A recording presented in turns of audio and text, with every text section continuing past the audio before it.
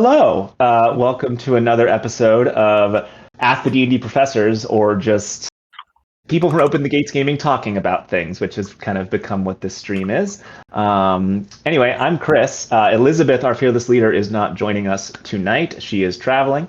But yeah, I'm one of the Open the Gates Gaming research leads, I guess, and in my day job, I'm a music professor at Virginia Tech, and this is what I get to do for research, which is pretty freaking cool. Gustavo, do you want to introduce yourself? Sure. Hi, I'm Gustavo, and I am not a doctor of D&D or anything else. I work with Chris and Elizabeth at Virginia Tech, and I work for an institute that once gave them a grant, and then I fell in love with the project. So now here I am, and we talk. Yep, here we are. We definitely absorbed you into things in a not at all sinister way. But hey, it's great. And you, frankly, I feel like have been doing more work than me on this project of late when it comes to logistics and things like that.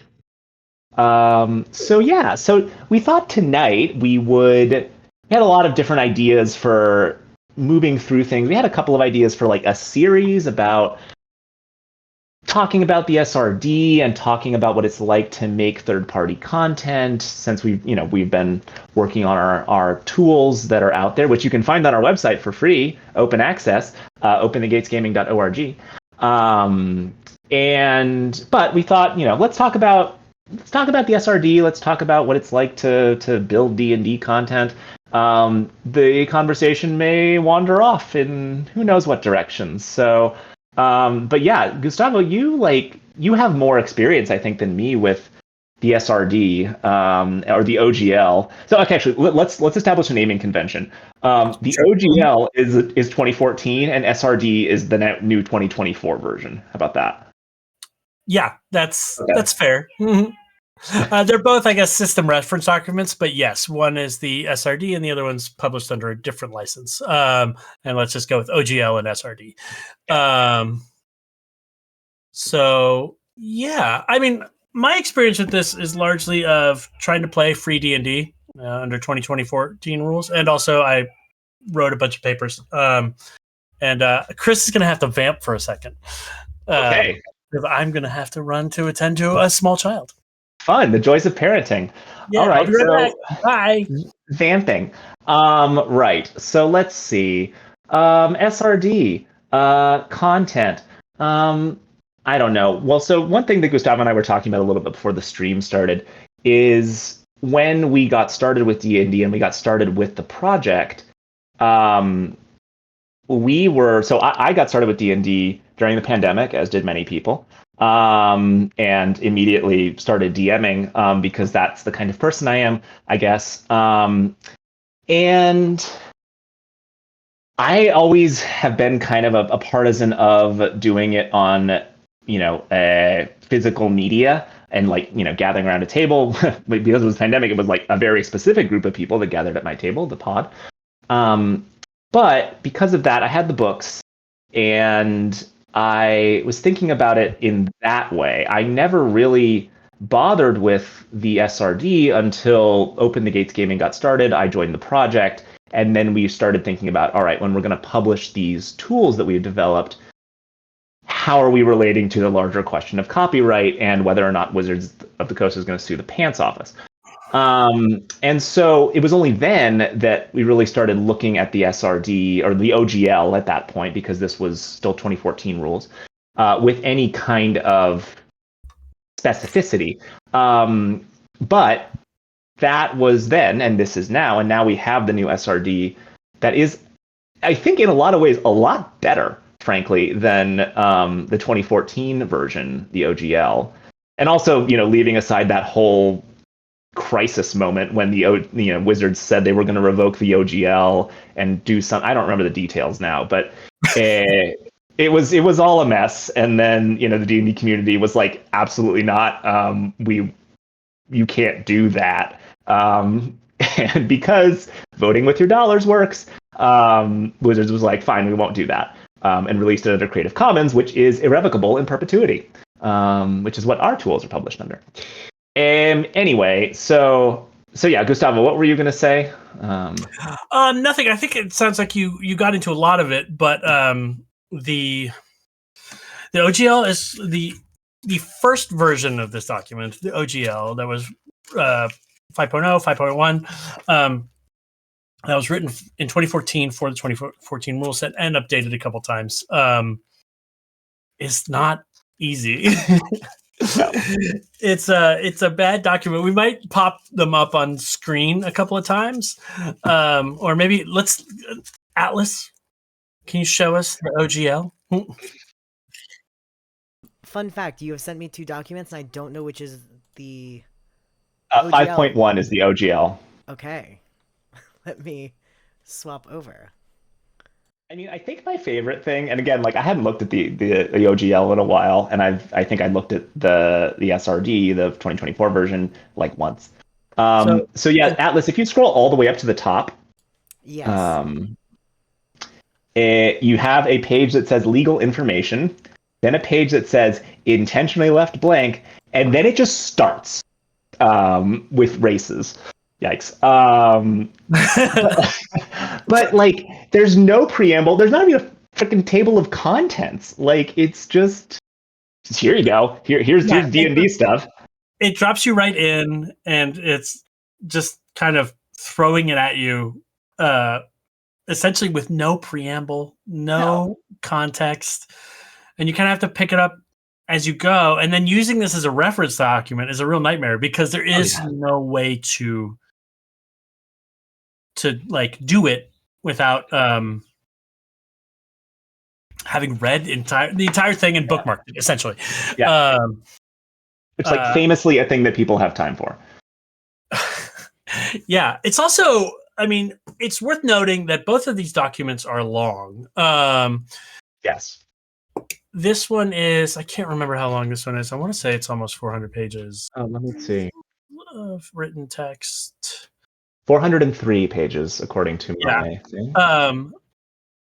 Which is not insignificant. Yeah. And then, how long is the other one? 364. Okay. So slightly shorter. But I think it's just better laid out as well. So they're saving some space by including tables and things like that. It's so much better. Let's jump over to the other one. Well, first of all, table of contents. We love that. Yeah, we start with a table of contents. And then it goes through, it gives you, it's built. I mean, like it tells you, the first thing it does, it tells you how to play D&D, which is great. The other one doesn't tell you how to do that. Explicitly, I think until well after character creation. I looked it up earlier. I was like, surely there's something in here about how you actually play this game beyond how to make a character. It might be after equipment even. And we're talking like halfway through this 400-page PDF is when it starts to even offer the barest hints of like, here's what this game is. So, thinking about access, which is something we love to do, not accessible. Even on a kind of like just discursive level, on the level of like how this stuff works in like a meta reading it kind of way. Like the 2014 OGL assumes you already know what D&D is, and it assumes that you have a pretty solid grasp of the rules because it's just giving you, here's stuff. Like, is this someone like took all the pages of the PHB unbound and just like threw them at you? And they just kind of like fell down in the order they fell down in. Which is deeply, if not even inaccessible, then at least like, what's the word I'm looking for? Like, intimidating, right? Like it's, someone who's a total beginner and your friend is like, oh, we don't have the books, but hey, you can go look at this document. They're going to look at this and be like, what the hell is going on? No. Absolutely. Yeah. So, kudos, I guess, to Wizards for actually like telling us what the game is in the new version, and like putting all that information about how you play up front.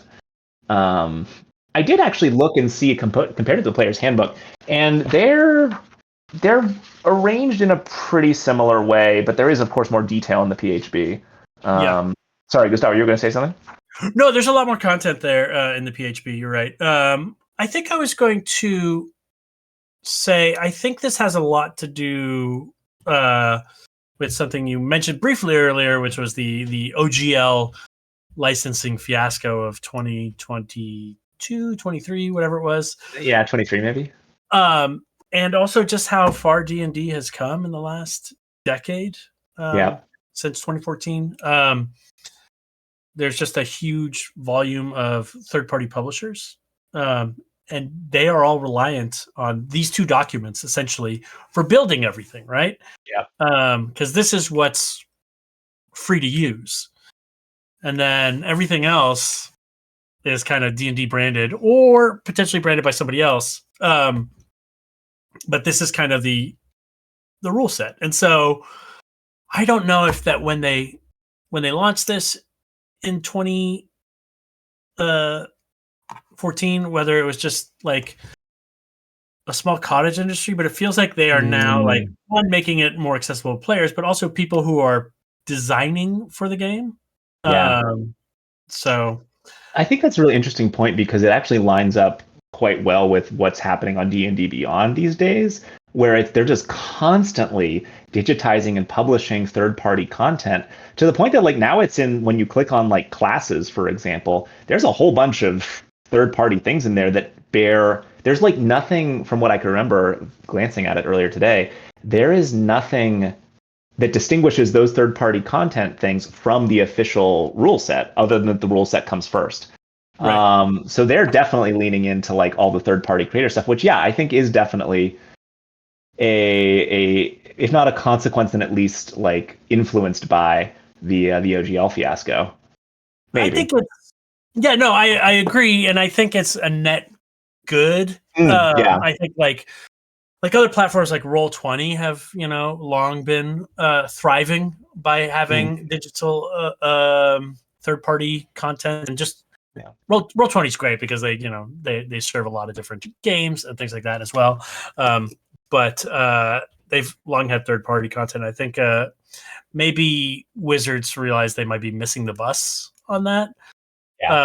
There's a lot of, I don't know, maybe ask Tim Cook, but there's a lot of money to be made by operating a storefront. I mean, you're not wrong. And so this is a business. Well, and like especially with the like private investment owning all the companies, logic of inevitable or unending inflationary growth, like they have to start monetizing something, so you might as well monetize all this stuff that's been sitting there. For sure. And I think the other thing is like for the hobby, it's good. I mean, like this is really fun, but like it's awesome that there are ways for people to make a living doing this.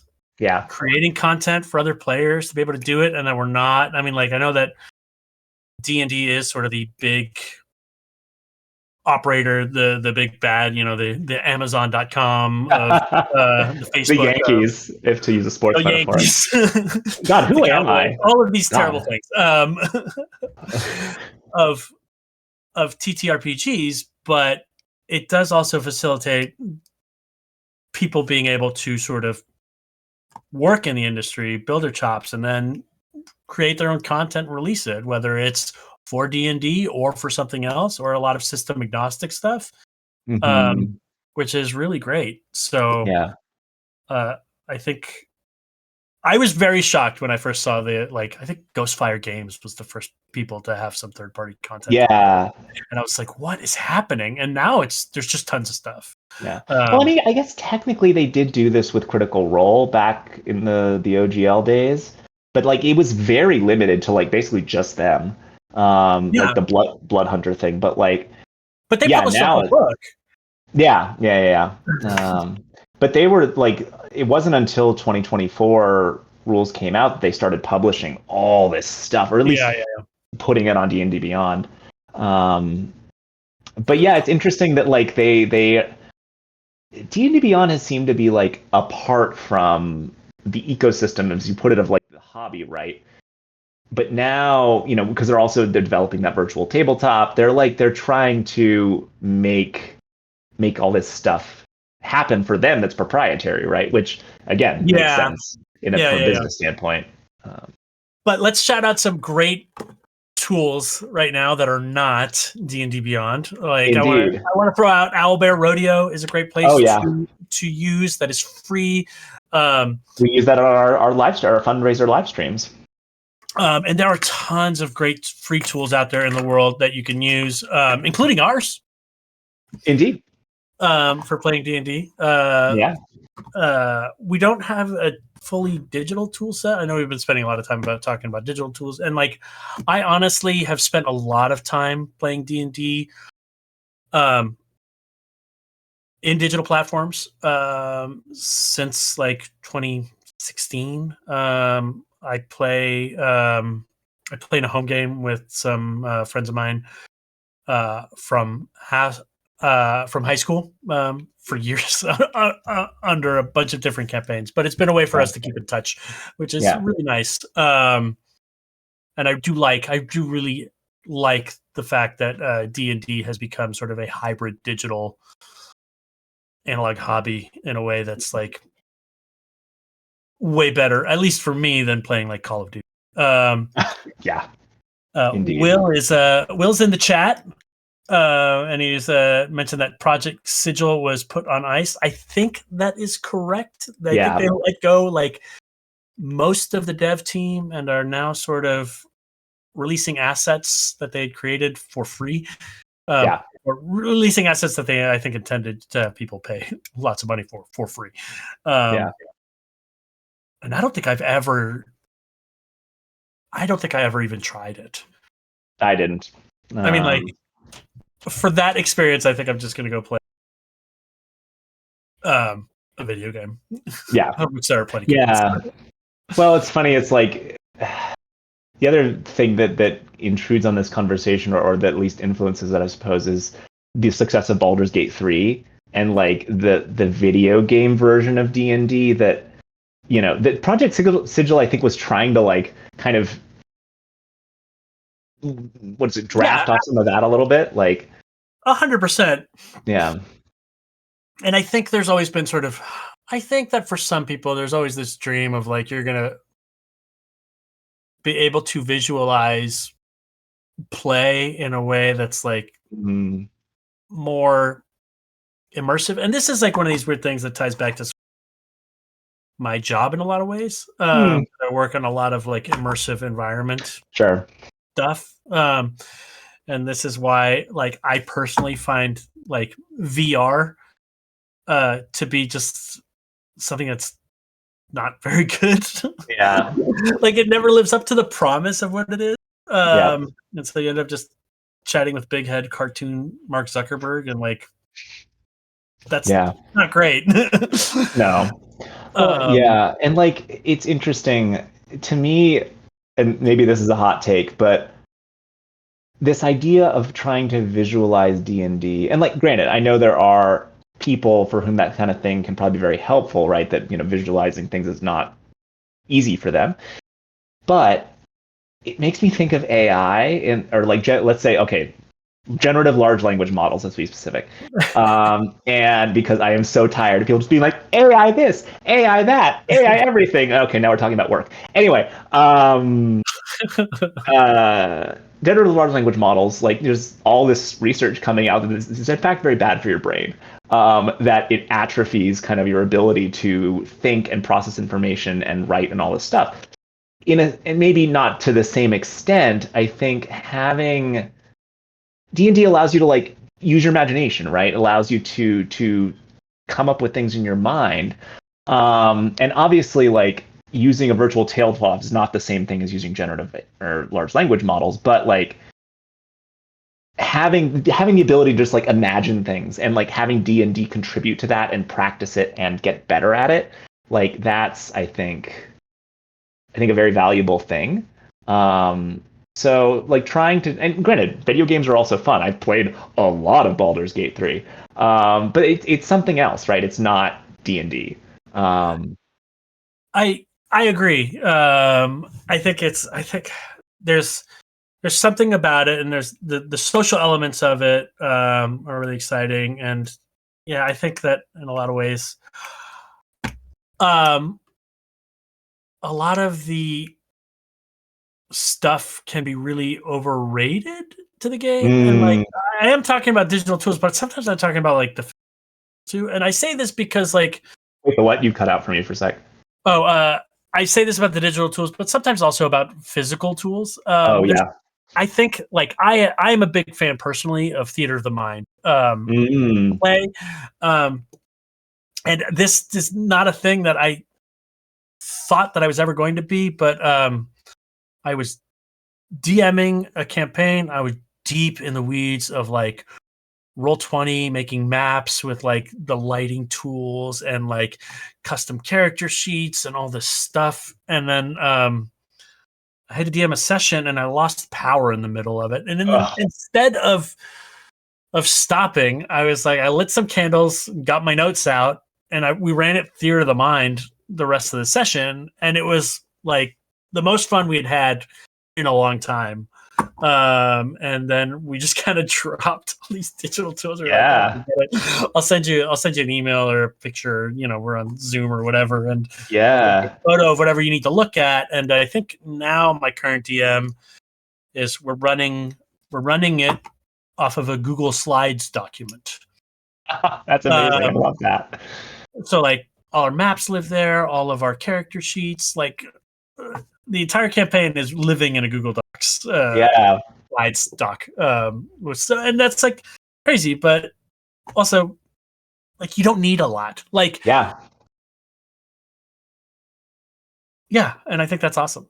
So I mean, well, and this actually we can gets us back to SRD, right? That like ultimately you just need a place to maybe write things down, and whether that's on a computer or on paper in front of you, like. Well, because I was rereading the beginning of the player's handbook, or maybe I think it's in the SRD too in the 2024. It says when you're creating your characters, like write this on your character sheet, and it specifies then like we're using character sheet for a shorthand for however you are tracking what your character is. It can be a virtual tool, it can be the published character sheets, or it can just be straight up paper, right? Like you can just write things down in whatever way makes sense to you, and as long as you can write things down, you can play D&D. And probably also need dice. But like, there's... And that is what like having an accessible SRD like assists with, right? Because you have this thing that you can refer to as long as you have a computer and an internet connection. Or rather just an internet connection. If you have a phone, you could look at it too. Be annoying, but you could do it. So, that is really cool. But if you look at the old OGL, that was, I mean, the information's still in there, but it does not say like, here's how you actually play this game until, piecemeal midway through.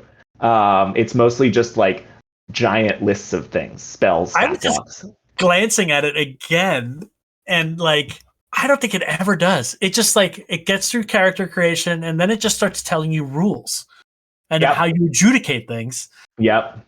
But there's no at some point where it's like somebody like you're like it never references players or DMs really or any of that. It's just kind of like fall damage. No, exactly. Yeah, which is just bananas that it's like you need someone who's fully drunk the Kool-Aid to interpret this for you. Like, and it's like almost like someone has to be the priest of this impenetrable text and like bring it forth into the masses kind of thing. When that is a terrible way to do things. This is a comment about religion. So yeah. Did you play 4th edition much? No. I remember picking up a book in a bookstore that must have been 4th edition when I was, I don't know, late teens, early 20s. Right? Yes. Yeah. Yes, that makes sense. And flipping through the book and being like, this looks amazing, but who the hell am I ever going to play it with? But yeah, did you play 4th edition much? I'm going to date myself a little here. I played D&D in high school, and I think we were playing AD&D. Um, so, I mean, AD&D was around for a while. yeah, no, it was, but I don't think they were like a real D20 system at the time, and it was very different. And so I just wonder um, uh, what it was like, because I have to imagine that the people who were opening this document were people who were into fourth edition, and then Yes, yeah, that's a good be point. like, oh well, here's the next thing. So they must have had some familiarity, but my understanding is that this is pretty different. Fourth edition was like extremely crunchy, from my understanding. Yeah, in a way that I don't have any firsthand experience with. So, yeah. And so Will put in the chat, it shows that it's a weird line between what you can patent and therefore license versus something you can't. Right? Like, it is. Yeah, like you can't. Well, and this gets into a whole copyright discussion that I don't think either of us are equipped to really have. Uh, but yeah, no, for sure. Like it's. But I think like what you were just saying, like it comes out of, or in something you said earlier too. Like D&D has changed so much in the past, certainly 10 years, but probably 20 years, right? From something that was very, very focused on mechanics. I mean, it came out of wargaming, and has become something that is, I would argue, predominantly focused on role playing and social interaction, or at least in the kind of media environment and perception of D&D. So that makes sense then that these documents are going to change as well, not just in the mechanics but also in the framing, right? Like if like the OGL is giving like Grognard in a basement somewhere is like going to know immediately how to use this, right? If I may be so bold. I mean, I definitely am Grognard passing sometimes. But you speak Grognard. yeah, exactly. I speak Grognard, conversing with the culture. But yeah, I feel like the new one, and just the 2024 materials generally do a better job of being like, yeah, here's how this game works. And also like, they're a little hokey, but like the illustrations in the PHB of like, here's what it like, the people playing look like, and then here's what their characters look like in the background. Like I find that like weirdly kind of endearing. Yeah. But yeah. I 100% agree. Yeah, I think that they have steered into the skid of like the storytelling of it all. And I know that like, I mean, a 400-page rules list is not crunchy, to be clear. Yeah, it is, I think, significantly less crunchy in a way that a lot of people were really not into at first. Yeah. Or maybe still. I think there are people out there who are like really miss fourth edition. Oh yeah.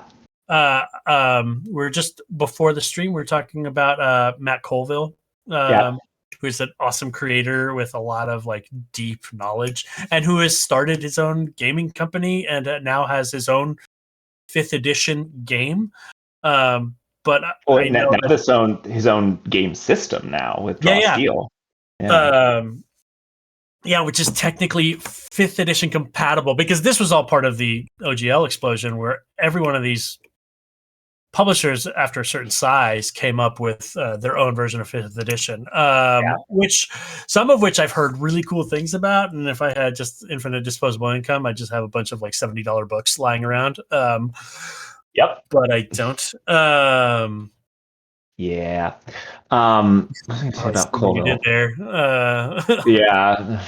You got called on it. As I said it, I was just like, no, I have the hokey thing. Damn it.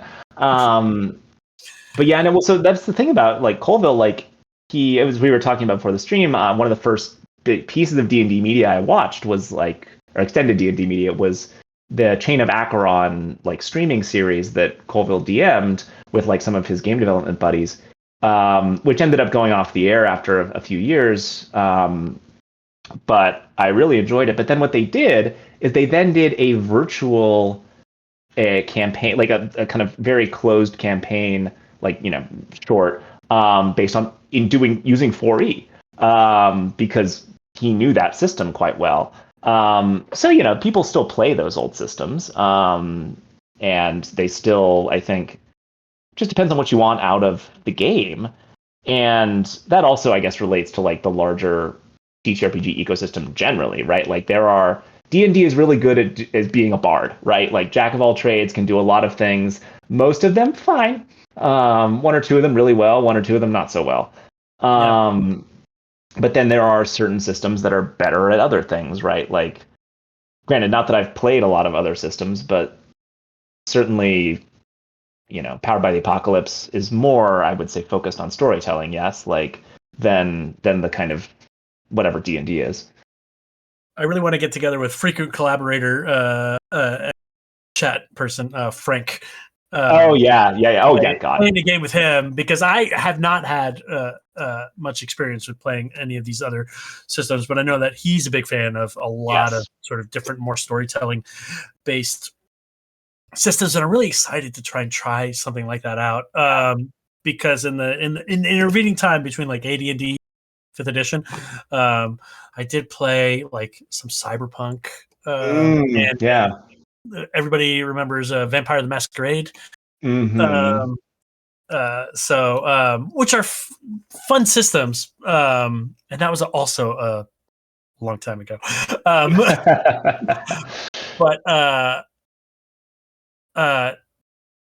they have, in my fuzzy recollection, they have more in common with D&D and sort of dice-based play than not. Right. So yeah. So I'm excited to try. I would love to try out some new things just to. Yeah. Oh, side note, Atlas, we really need to play Dialect. In part because I am learning a borderline moribund language, and it's giving me complicated feelings. Yes, please. Say the word. Okay, I was streaming content. More. What is this? What are we plugging? Dialect is it's the tagline is a game about how language dies. And I have the book. I got it when we were at PAX East. I have like skimmed through it a little bit, but yeah, it's a TTRPG where you're, I think, a group of people that is part of a community that has a language that is dying, or like, you're fewer and fewer people in the community, and there are mechanics for like how things shift within the language. So yeah, it's very much in the sweet spot of, or like the Venn diagram of like linguistics and TTRPGs, this game. So it seems super duper interesting. That sounds awesome. Yeah. What did I get when we were at PAX East? Grab it. The Quiet Year. Have you ever heard of this? No, what's that one?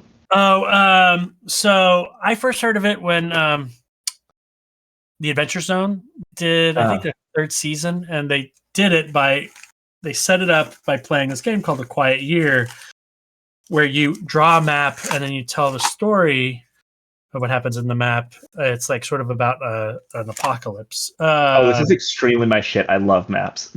Yeah, so it was a really cool process, and then they built this little world by playing this game. It takes about 2 to 4 hours, and then they played D&D in the world that they made together.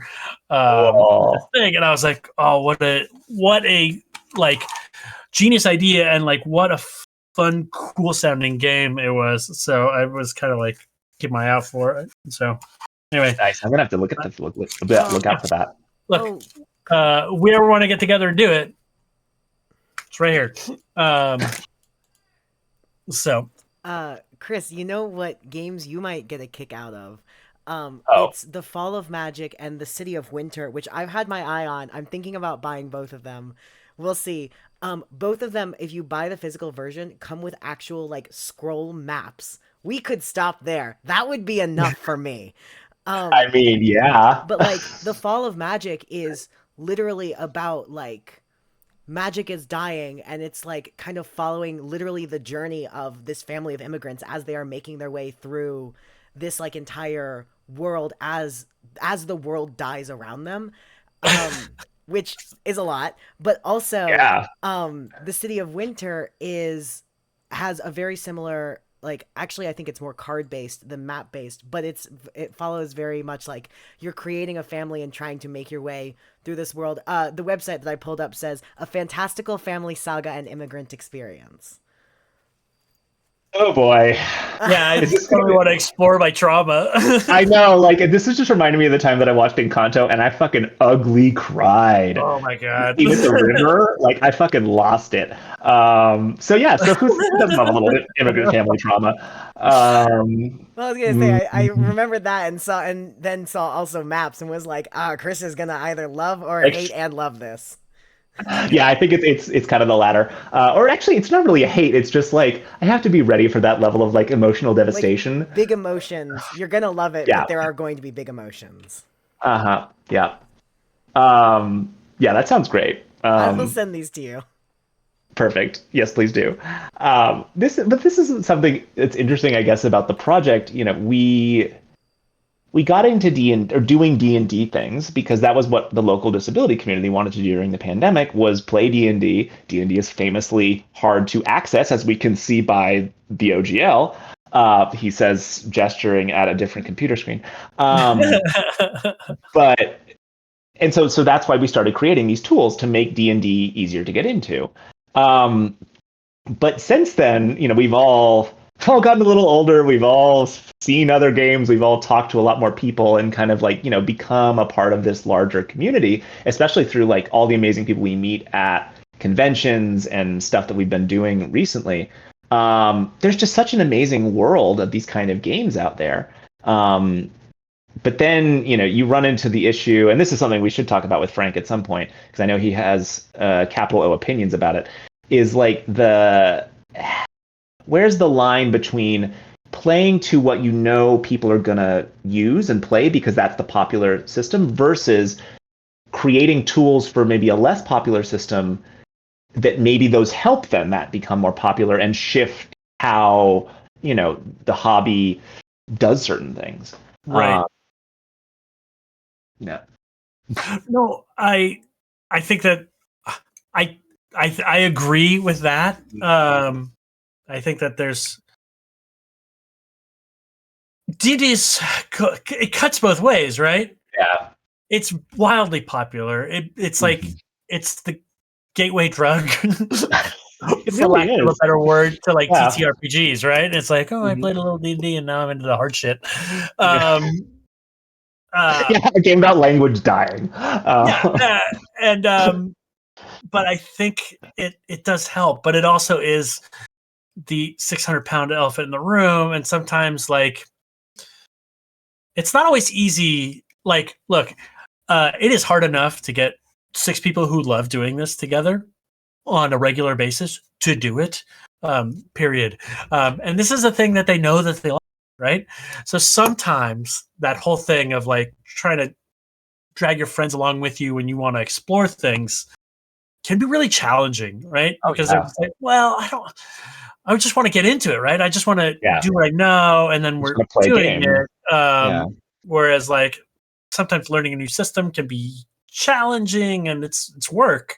It could be. Sorry, I just saw Will's. I know. I was in chat. It was good stuff. Good gear. But yeah, I think that's hard. But it opens doors, but I think it also sometimes keeps them firmly closed. Yeah. It's a tough thing. Well, it's funny too what you were saying about like the 600-pound elephant in the room with like the mechanical aspects of it and the difficulty of bringing people into it. But it's also like it determines the kind of stories you can tell too, necessarily, right? That's how systems work. But the reason this is making me think of this is like the other day I was testing one of our new tools, the character creator tool that we're using to kind of help people build characters in ways that don't require either just like drowning yourself in D&D Beyond or flipping back and forth constantly between different pages of the PHB. I was testing this and I thought, oh, okay, I'm going to make up a character in my homebrew world, which is all like Mesoamerican, different cultures and stuff kind of smushed together. It's so good, guys. It's so good. Thank you. I've been spending a lot of time on it recently with the world building, and I'm really, really enjoying it. I also like found a bajillion used books this summer that are very cool. Nice. Yeah, like, and there's also one that I found that's not used, but it was published in 2023. It's a translation of something called the Discourses of the Elders, which was written down in like the 1530s by Nahuatl-speaking people, and it was like basically the elders talking to their children about here's how you live a proper life. But it's a translation by a philosopher who also happens to speak Nahuatl. So it's this really interesting like philosophy, cosmology of that at least not, it's not pre-Columbian anymore, but it's at least close to what it was. Anyway, that's beside the point. My homebrew world is I enjoy it. Anyway, so I was love to check out some of these books. Yeah, absolutely. I'm almost done with that one that I just held up. But yeah, and like I because I'm me and I'm terrible, I've assembled a reading list. So I will. I haven't actually written it down, but it's physically there. Like I have that one of these shelves has that collection of books. Anyway, I was building a character in this world that is a cleric of Xipetotec, right? A life cleric. But Xipetotec is this god of agriculture and war that wears a flayed skin of another human being, and there's this whole thing about renewal and regeneration and the kind of pre-Columbian Mesoamerican worldview. There's a lot about death being a prelude to life and the necessity of sacrifice for renewal. So even though there's like human sacrifice was a thing, blown out of proportion by the Spanish, but that's a whole other conversation. It's just like you like that kind of cosmology is not something that easily fits into D&D. Like it just rubs up against the expectations for what a cleric is, because that is based in a very specific Christian Catholic tradition from the Middle Ages in Europe, right? So like that class itself makes much more sense in a particular setting, a particular set of rules. Yeah. Anyway. No, I agree to a certain extent. I think that two of my favorite classes, cleric, warlock, which I always think of are like, what's the real difference here? Yeah. Spell slots, ultimately. Yeah, I think it's really interesting. I think it's also like, I don't know, cleric class is fascinating because I think it's so seldom played really well, where you're just leaning into like this idea. I forget who it was. Somebody was it might have been Matt Colville. I don't know.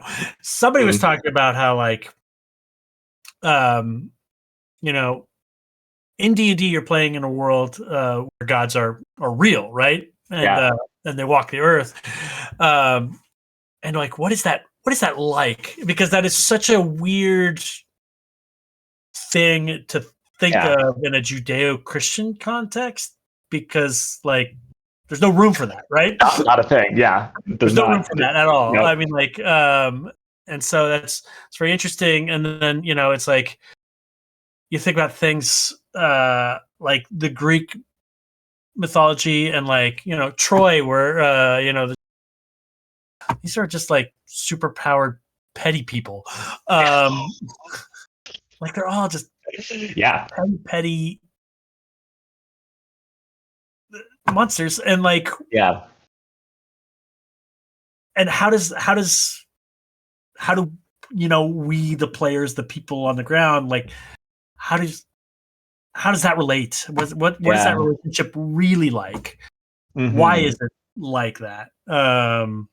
So anyway, I think it's a really interesting thing, and I think it's like a hard thing to delve into as like a DM or creator, because it's like, oh my god, now you're in the deep lore. Yeah, no, exactly. Well, that was one thing that I remember finding quite interesting about. I haven't spent too much time with the 2024 Dungeon Master's Guide, but I did. I remember spending a little bit of time with the 2014. And one of the very first things it told you in the section of like you want to create a homebrew world, basically. The very first things it told you was like, what is your kind of system of gods and cosmology? Because yeah, like it's weirdly very important. In terms of how people, or in terms of how at least the structure of the game comes to be. Right. So yeah. And this is like, I know we've been talking a lot about how great 2024 is, but this is, I think, a thing if you're, players' handbooks side by side, where the 2014 handbook does a really good job of building out concepts and things like that. Like this section in particular doesn't even exist, I think, in the new PHP. It's a real bummer because I think it's some super solid advice in some ways to think about, like when you're building your own world.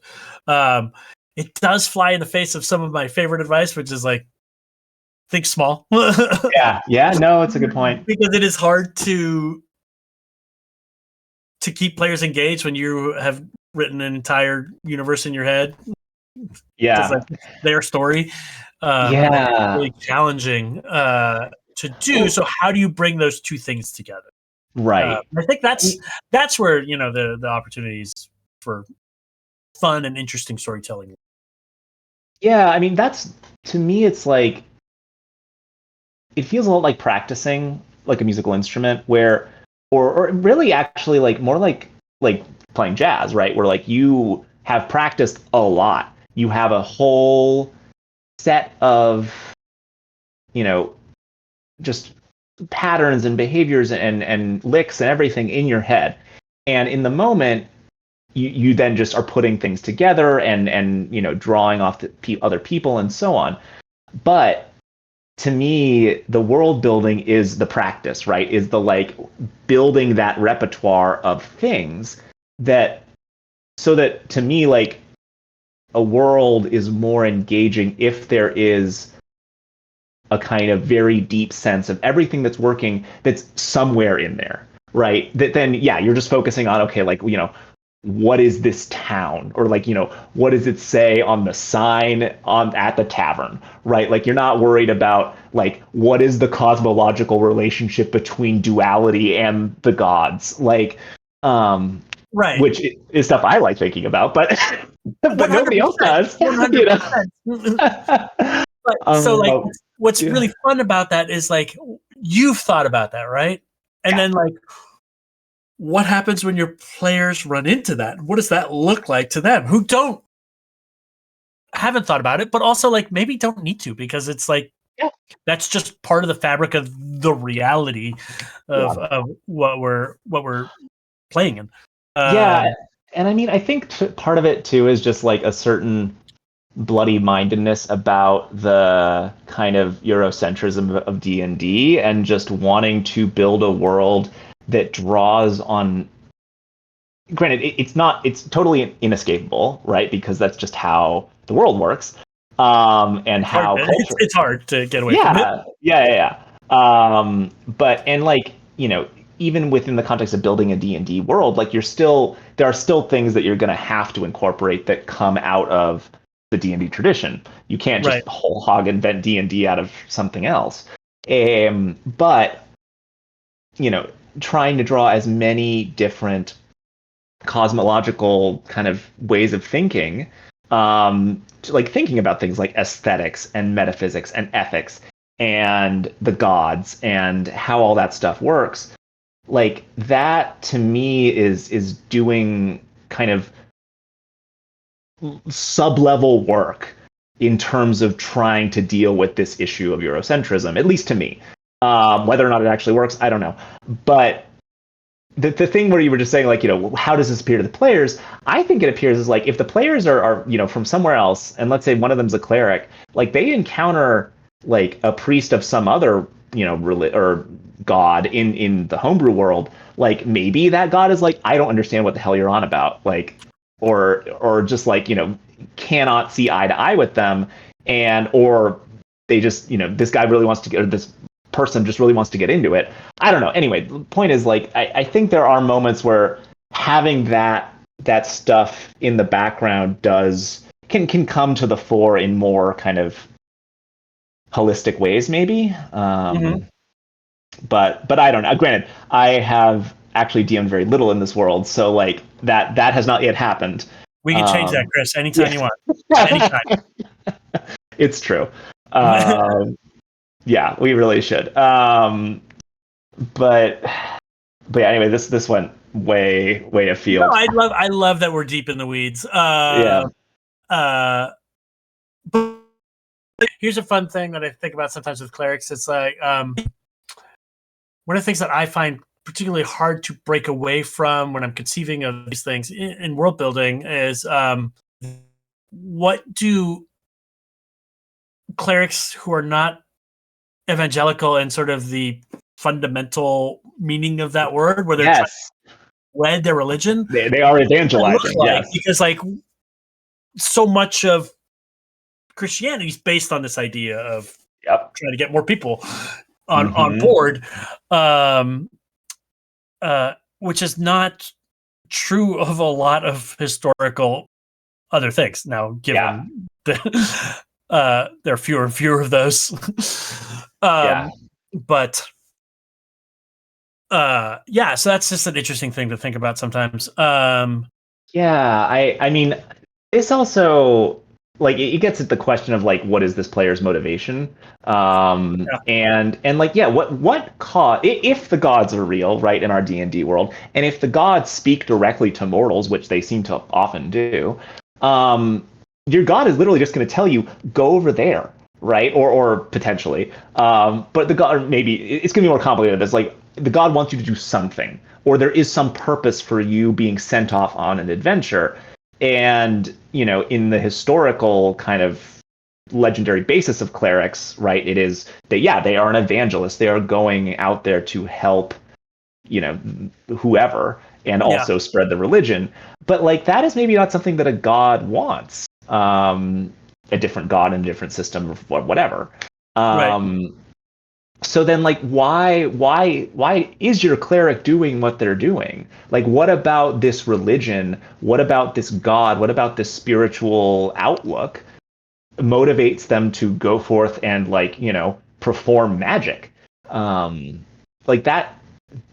You have to spend a lot of time wrestling with whatever this god is. If I think, as you pointed out, like if you're really going to play a cleric, you gotta play a cleric. The hardest thing for me is like in a world where gods are real and gods do magic and they do big magic, what do they need you for? Yeah. And then figuring out that the answer to that question is like I think that's where the real sort of meat of the problem is in a lot of ways, where it's like, why do you need cleric anyway if you could just the gods just show up and change things, like I know reality as you see fit.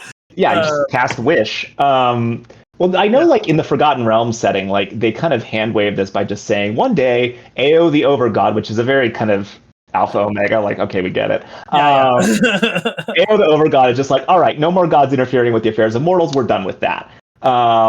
Which I always found kind of fun, is just like, we're switching editions, and so we need to redo the world and how the mechanics of the world works. Okay, God's just going to say, a God is just going to say, it's different now. But like that's I think a rather clunky way to solve that problem. Just saying, like, okay, the big God said no one can do this anymore. Like, why? Yeah, do the gods even care about mortals? Like, why do they need to futz around with the mortal realm? Like, why do all this? And this is why I almost never play clerics, because if you start thinking this way, then that rabbit hole goes real deep. Like, oh, what do I need to do? Yeah. Yeah, 100%. Where else do you like to go for inspiration? So I have all these ridiculous books. I love me some mythology. Just limiting it to this homebrew world, problem is there's just not a lot of stuff about Mesoamerican thought. I also like history. Where is that book? There it is. So I just pulled out two of them. So yeah, I like books. I like that a lot. Yeah, sorry, I saw. I like that. Yeah. So yeah, this one is like it's hard to see. Yeah, a new history of the Aztecs. Okay. What's cool about this one is that like this author went and there were a whole bunch of Nahuatl speakers that wrote down a bunch of histories, and for a long, long time, professional historians just kind of ignored them for a variety of different reasons, largely the language, but then also a certain amount of like, well, we don't trust these people, kind of, problematic assumptions. This is the same author. I didn't realize that.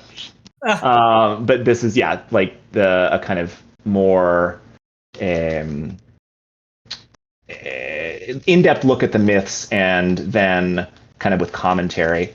Other things I like to do, well, certainly there are other people that are writing these kinds of things. Like I've kickstarted at least two of them.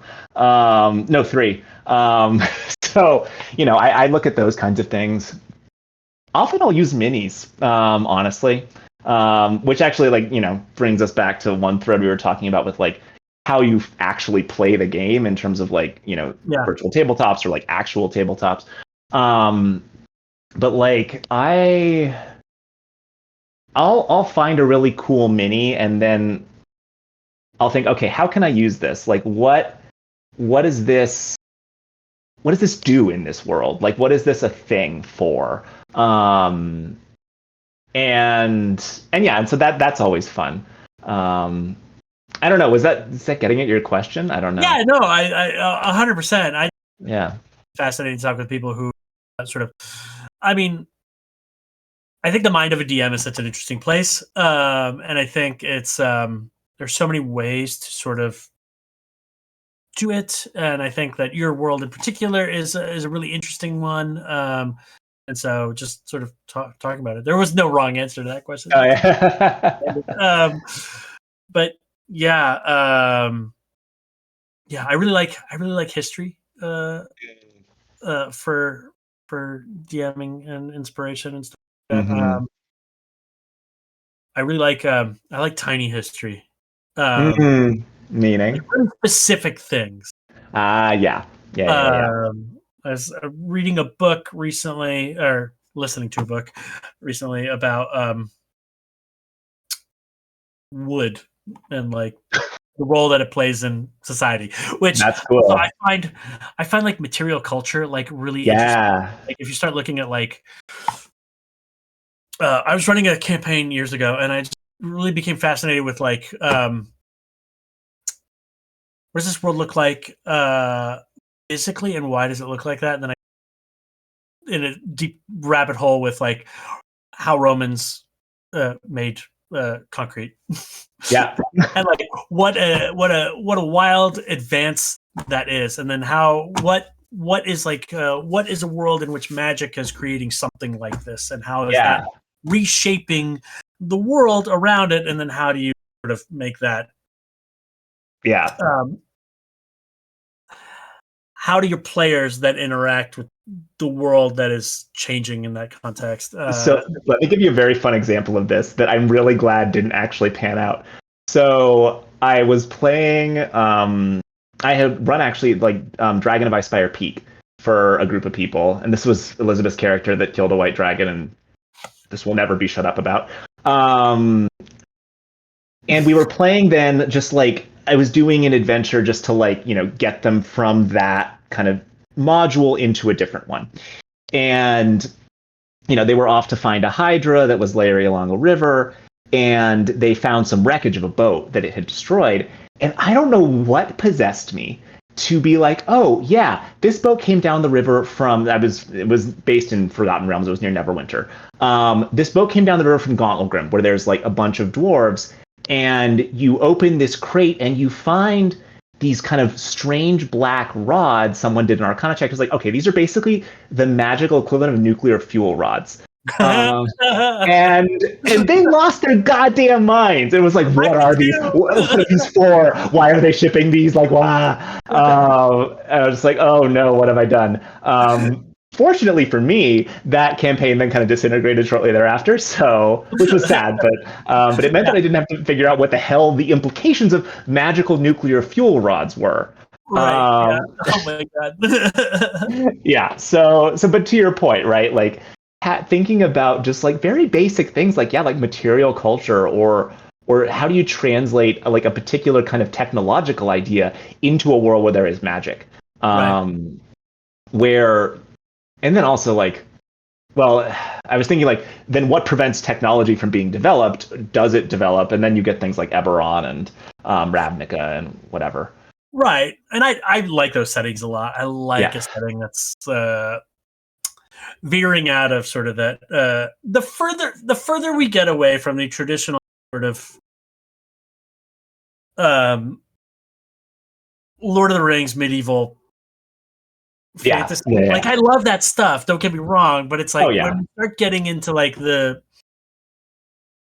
sort of weirder stuff that's like not so mundane. We've all spent so much. I mean, I personally have spent so much of my life sort of living in that fantasy realm. Oh, same. That, same. I'm excited to see new places. And so I love things where it's like, what does that world evolve into? Mm-hmm. I don't want prequels. I want sequels. Yeah. So, yeah, well, that I mean, that's interesting to me because that's like, it's a world builder's dream, right? It's like here's this basic set of conditions, what emerges, right? Like what kinds of connections can you build? What kinds of things follow from one another? So, which I think is part of why I've been so drawn lately to like all this stuff about like myths and legends and cosmology in the case of my homebrew world, because I'm trying to figure out like how do people think? Like how does this world work? Because I think if I can figure that out, or at least like have some general idea, then like other things will start to take shape. Like for example, yesterday I was reading that book I told you about with the kind of novel philosophy. It turns out that there's a very interesting way that they conceived of like cities and how that worked. So basically, like cities were not cities kind of in the way we think of them kind of in the European model, but rather like groups of kind of clan units effectively that all kind of group together to form this kind of larger community structure. And each clan group was responsible for a certain amount of like farming and things like this in a kind of orderly cycle that the responsibility for helping the community exist rotated through these different groups. And if they were organized like as a square, like as they were all rectangles and organized as a larger rectangle, the four on the inside were the most important. And basically it just led to a very different rearrangement of where the important parts of a city would be. Right? So even something like that can actually have profound implications for like how you build your world, right? And so it made me go back at some of the maps I've written and drawn for this world, and I'm like, oh wait, this is very much on a kind of like European or Spanish model, right? There's a big central plaza, and things are near that. And so in parts of this world, that's fine, that makes sense. But like, yeah, no, it's just it's interesting. Do they all rotate through individually, or do the four? Does it like is it one of these things where you collect? Yeah, no, they all rotate through individually. One is the acknowledged leader, and there's actually like really complicated like structures in reality of like how these things worked.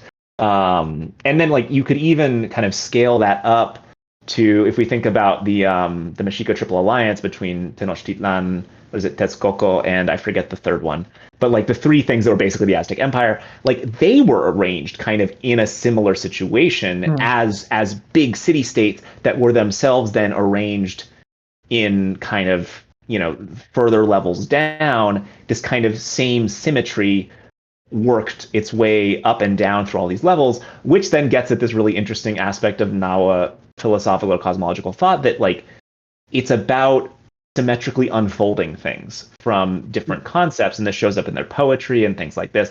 Anyway, I could talk about this all day. But yeah, so like there's I don't know, this stuff's my jam. So this reminds me of a Planet Money podcast I think I listened to like 4 years ago about this German land lottery, where this is like a medieval tradition that they're still doing, where there's like a farming collective that is like, I don't know, 1,000 years old, and they have this land and they all farm it, right? And every 10 years they redistribute it, and they have a lottery. It's a lottery system, and so your fortunes kind of will change over time. And I think like stuff like that always is like, oh my gosh, you could build like such an interesting story around this weird little thing. And like, I don't know, like human experience is so full of these little things that were like, nobody's ever heard of. I love, this is what I mean when I love little history.